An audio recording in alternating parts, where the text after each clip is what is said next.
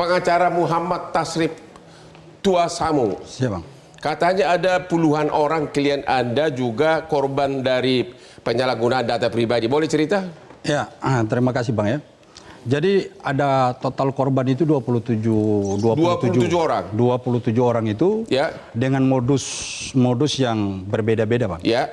Ada juga dari pinjol, kemudian. Pertama yang pinjol gimana tuh? Jadi pinjol itu korban setelah datang ke PGC diminta untuk pelaku pertama identitas.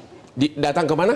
PGC lantai 3 di Wahana Seluler. Ya. Oh, Jadi, datang ke toko handphone. Toko handphone. Oh, Jadi dia datangnya ke toko handphone, bukan ke toko pinjol. Bukan toko pinjol. Oke, Jadi terus? di Wahana Seluler itu karena si yang pelaku ini dia kerja sebagai sales di situ. Ya. Kemudian dia tawarkan kepada korban yang pertama ada kamu nanti coba jadi admin. Ya. Admin di Wahana Seluler untuk mempromosikan barang. Oke. Jenis barang itu adalah handphone, Bang. Oke. Namun kemudian setelah korban merasa bahwa ini cukup baik untuk dia, akhirnya dia diminta lagi identitas. Data pribadi. Data pribadi. Minta KTP. Setelah minta data KTP, kemudian diminta handphone korban. Diminta nomornya atau apanya? Handphonenya langsung, Bang. Oke, handphonenya diminta. Handphonenya diminta, kemudian dipoto Dipoto. sama pelaku. Ya. Nah, setelah dipoto, promosi barang yang dari tadinya pelaku minta untuk mempromosikan jenis handphone, Ya. sudah selesai, Bang. Ya. Kemudian korban sudah selesai, dia pulang. Ya.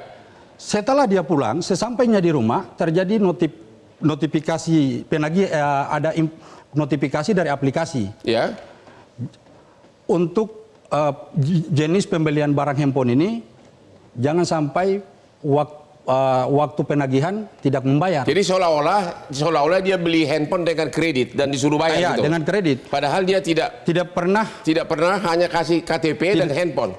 Handphone dia serahkan, KTP dia serahkan, ya. Tapi tidak pernah dia dari korban sendiri tidak pernah mau mengkredit handphone di.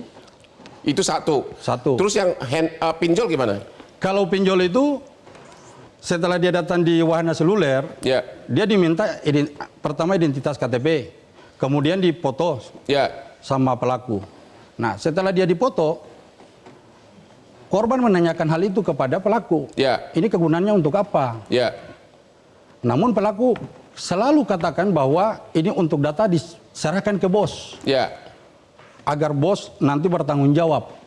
Ya. Nah, yang dia sampaikan bos ini sampai detik ini para korban tidak mengetahui, Bang. Dia dipanggil ke toko itu untuk apa? Untuk lamaran kerja, Bang. Lamaran kerja dan diminta data pribadi. Data pribadi. Data pribadi, diminta handphonenya, dikopi segala macam gitu. Ya. Ternyata dipakai untuk pinjaman pinjol. Setelah dia datang di sana, dia menyerahkan semua. Kemudian si pelaku sampaikan bahwa nanti bos yang memverifikasi data kalian. Nah, kemudian sampai korban setelah dia kembali ke rumah, ternyata notifikasi dari aplikasi HCI, Akulaku, itu Bang. Sudah menjadi pinjol, Bang. Sudah jadi pinjol. Ya. Terus apa yang terjadi? Udah dikirim juga debt collector. Sudah sampai dimasukin ke grup ya, para korban, ada salah satu korban dimasukin ke grup debt collector itu untuk diteror, ada diancam untuk menyebarkan data pribadinya korban, untuk menghubungi kerabat-kerabat maupun keluarganya korban. Ya. Nah, korban semuanya berapa orang? 27. 27 orang hanya dari satu skandal ya? Ya. Wah. Total kerugian dari para klienmu berapa? 1 miliar, kalau 27 korban ini 1 miliar 17 juta, Bang. 1 miliar 17 juta? Ya. Artinya itu ada dipakai seolah-olah pinjam dari pinjol, ada dipakai seolah-olah beli handphone dengan kredit, begitu? Terus? Jadi kebanyakan itu pembelian handphone, Bang. Begitu? Ya, pembelian handphone, namun ada salah satu korban itu, setelah barang yang dipesan di Tokopedia, jenis barang yang dikirim dari Wahana Seluler itu ternyata fiktif. Pengirimannya fiktif. Oke.